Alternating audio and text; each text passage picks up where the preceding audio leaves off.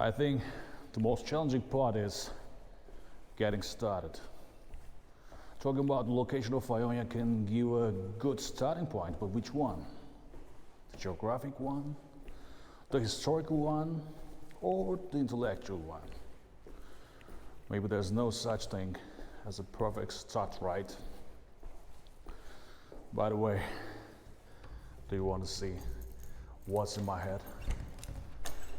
Come inside, it's all yours.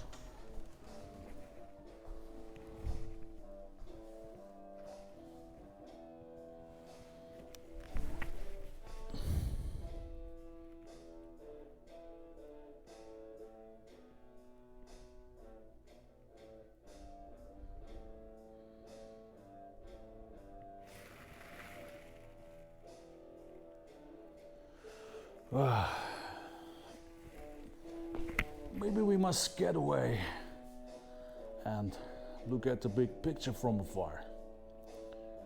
Would it be comforting to sit by the ever-changing river, Mander or Keister? Do you think they can prompt us? Let's see it.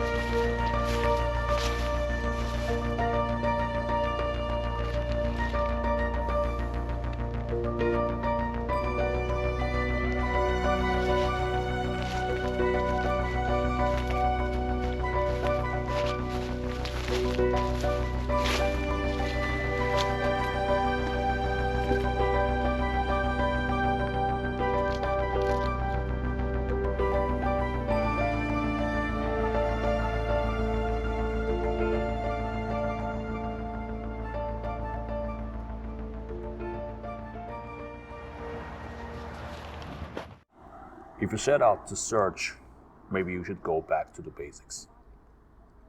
Well, our journey through time takes us to another kind of distance.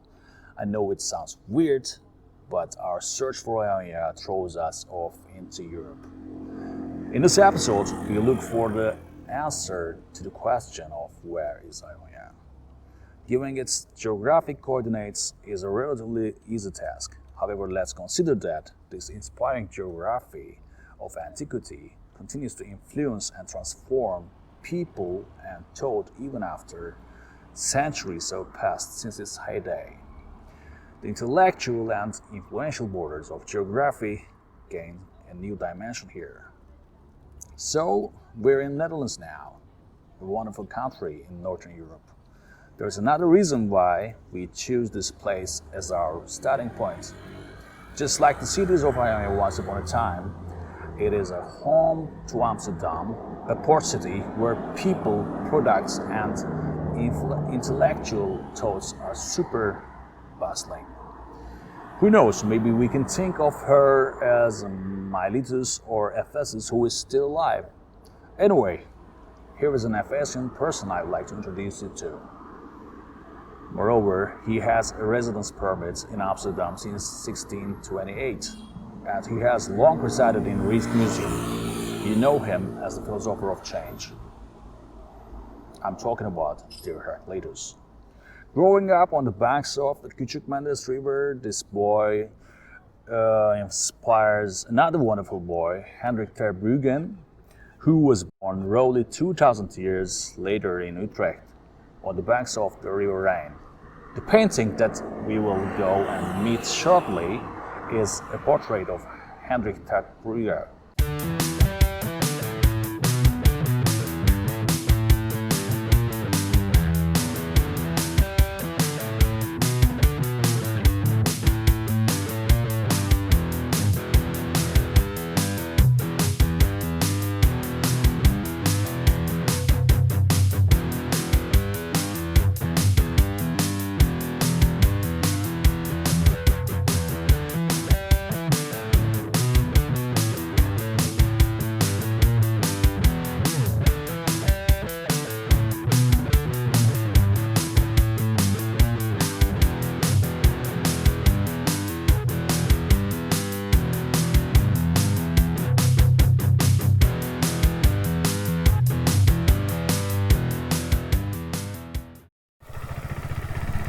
Well, Rijksmuseum is kind of temple of art in Netherlands. The museum has on display 18,000 objects of art and history from their total collection of 1 million objects, among which are some masterpieces by Rembrandt, Frans Hals, and Johan Vermeer.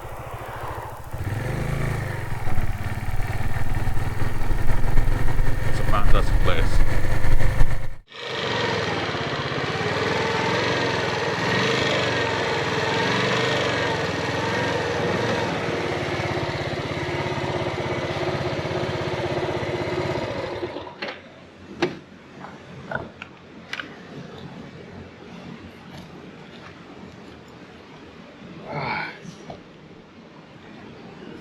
Okay, Ionian Riders, here we are in just a few steps away. I'm looking forward to see him.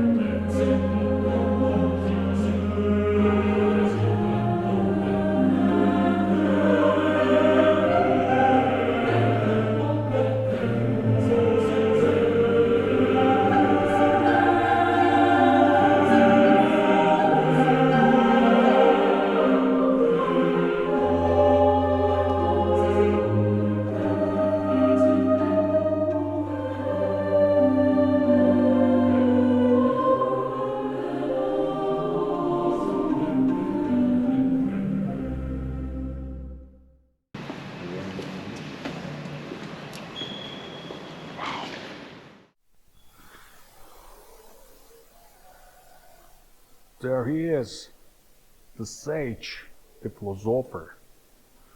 Let's call him the man of change, a native of Western Anatolia, Heraclitus of Ephesus. Well, at least this is his reflection in Terbruggen's mind.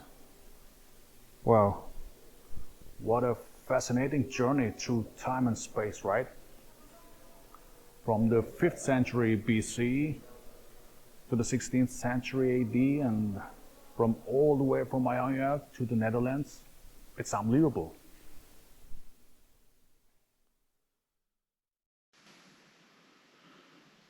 We owe a debt of gratitude to our dear Dutch friend, Terbruggen,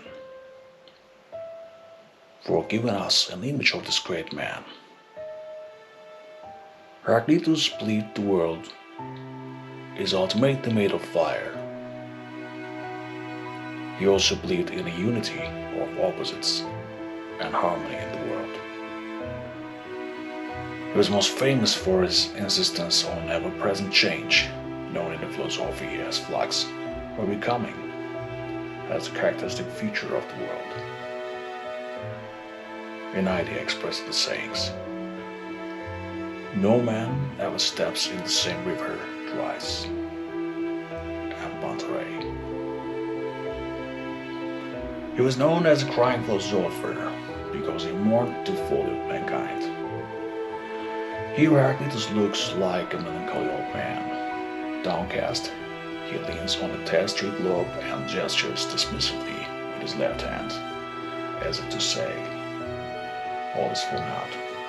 The world will come to nothing. On the other side, we see Democritus. Democritus and Heraclitus were considered to be polar opposites. In contrast to the old, melancholy Heraclitus, Democritus appears as a young, loving hedonist. He points to the distance as though that is where the folly of mankind is found. Together, the pair of paintings conveys a moralizing message. Whether you love or cry, the world remains incurably foolish. Dear visitors, it's now 4:30. The museum will close in 30 minutes. We kindly ask you to make your way to the exit. The museum shop and the cafe will remain open until 6 o'clock.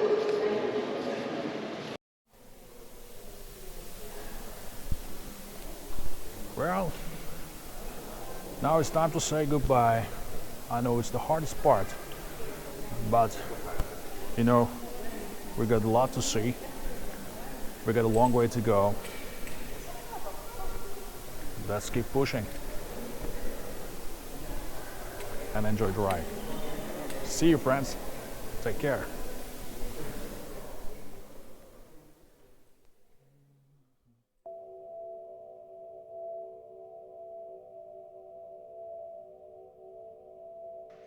At the end of today, we are far from getting a clear answer as to where Ionia is. However, I think one thing is pretty clear. The philosophical and cultural heritage of Ionia doesn't seem to be confined to the shores of Western Anatolia. So much so that you come across one of its inhabitants at Rijksmuseum in the Netherlands. You can even find yourself in Amstelveen, North Holland on Meander Street. And yes, positioning Ionia is not an easy task. About the thing, 'cause every little thing is gonna be alright. Singing, don't worry about the thing. Every little thing, gracias, gonna be alright. Rise up this morning, smile with the rising sun. 3 little birds, thank you, which by my doorstep, singing sweet songs, a melody's pure and true. They sing